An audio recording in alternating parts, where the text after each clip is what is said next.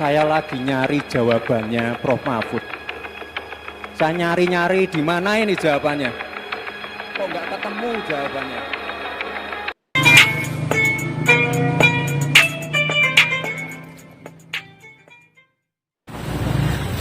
Assalamualaikum warahmatullahi wabarakatuh. Selamat pagi, salam sejahtera buat kita semuanya. Para sahabat, ada hal yang menarik saat kemarin debat calon wakil presiden dilaksanakan oleh Komisi Pemilihan Umum.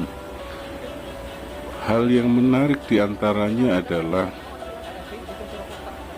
ada calon wakil presiden dari paslon 2 yang memang banyak menjadi perhatian, terutama oleh kalangan para komentator.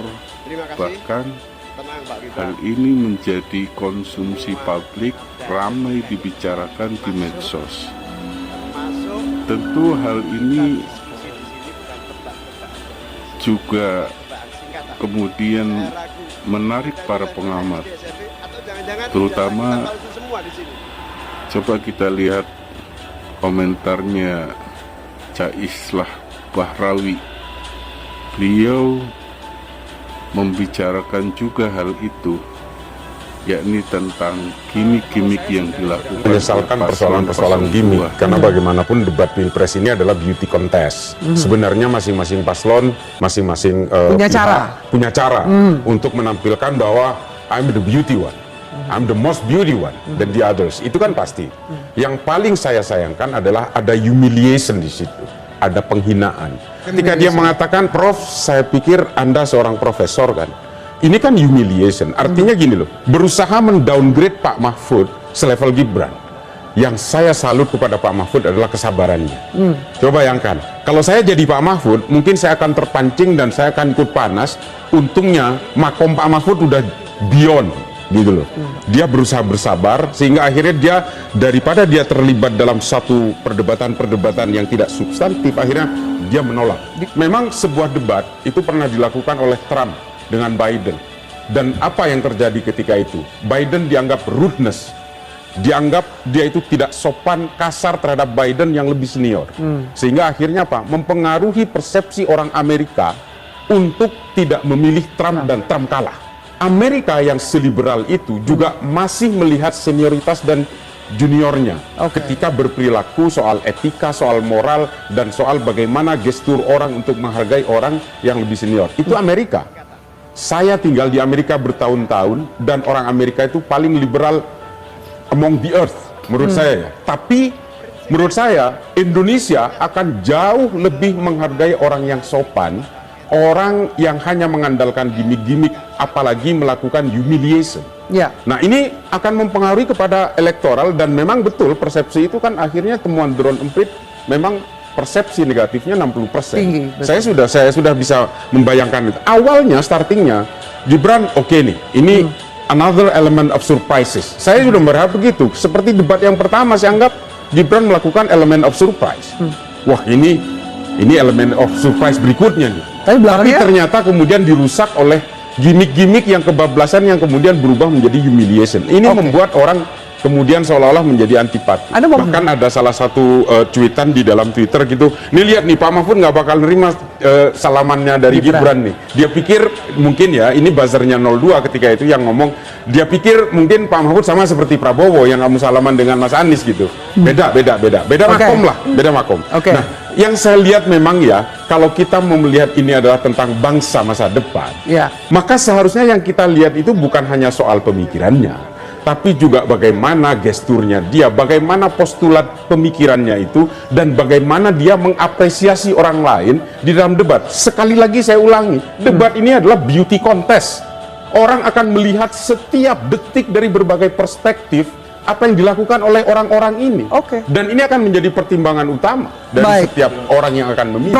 Malam ini, 1 bangga, 2 bangga, 3 bangga. 3. Saya bangga kenapa? Karena Gus Muhaimin menjaga marwah debat, menjadi forum untuk bicara policy bukan definisi. Menjaga forum ini sebagai forum menunjukkan bagaimana kepemimpinan yang ditawarkan.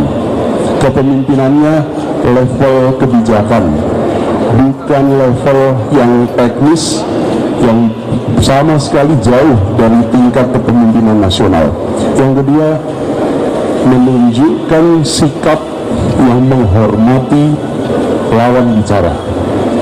Lawan debat adalah teman berpikir, dan Gus Imin menunjukkan kepada kita sikap yang terhormat, dan itu semua didasari apa? Semua mulai dari etik. Hal itu Semua juga mulai etika. disampaikan Kalau oleh etik itu calon dihormati, presiden ditinggikan, dari maka 01 perilaku akan yaitu mencerminkan itu. Anies Baswedan. Dan tadi Beliau kita mengomentari Saya rasa seluruh tentang Indonesia malam hari ini bisa menyaksikan betapa bukan hanya pentingnya gagasannya, substansi tapi etika dalam forumnya dibandingkan ditunjukkan. dengan Kenapa? aksi. Karena ini level nasional yang nantinya akan menjadi contoh bagi seluruh anak bangsa di dalam berperilaku keseharian. Saya bangga atas apa yang tadi disampaikan oleh Gus Muhaimin, dan saya yakin rakyat Indonesia pun melihat ini sebagai contoh bagaimana berdialog secara terhormat. Terima kasih. Debat ini adalah keseriusan kita untuk menata bangsa.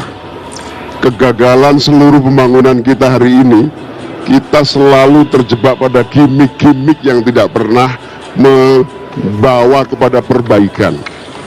Kita harus pada substansi dari pembangunan kita, sehingga gimmick-gimmick bagi saya itu membahayakan keberlangsungan visi dan misi kita terlaksana. Baik, Ya, Pak saya Anies. tambahkan ini, meneruskan saja. Kalau substansinya kuat, tidak perlu banyak atraksi. Rumus itu. Kalau substansinya kuat, nggak perlu banyak atraksi. Tapi kalau substansinya lemah, harus ditutupi dengan atraksi. Oke? Itu sederhana sekali. Yang kedua, ketika kita menyampaikan gagasan, akan bisa terlihat mana gagasan yang otentik, mana yang kosmetik. Oke?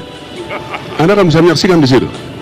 Jadi, bagi kami, ini adalah sebuah kesempatan bagi rakyat untuk melihat mana yang substantif dan mana yang otentik. Karena pada merekalah kita perlu titipkan kepercayaan untuk masa depan Republik ini. Terkait debat terakhir, terlalu awal kalau dibicarakan sekarang. Kita tunggu waktunya nanti, ya. Bukan anti nikel atau anti tambang, tapi kita tidak ingin gegabah merusak lingkungan. Itu intinya. Sehingga nikel atau tambang kita harus berdampak pada kemakmuran semuanya, bukan segelintir orang. Yang kaya boleh terus kaya, tapi yang lain jangan menikmati limbahnya. Sama-sama kaya, sama-sama nikmat. Itulah yang kita inginkan. Yang kedua, Pak Mahfud telah menjadi teman debat yang produktif, yang menjaga kewibawaan debat kita malam ini, sehingga punya Demikianlah masa para depan yang sahabat, lebih baik buat semoga visi ada kita. manfaatnya, bisa kita ambil hikmahnya. Wallahul muwaffiq ila aqwamit thoriq. Wassalamualaikum warahmatullahi wabarakatuh.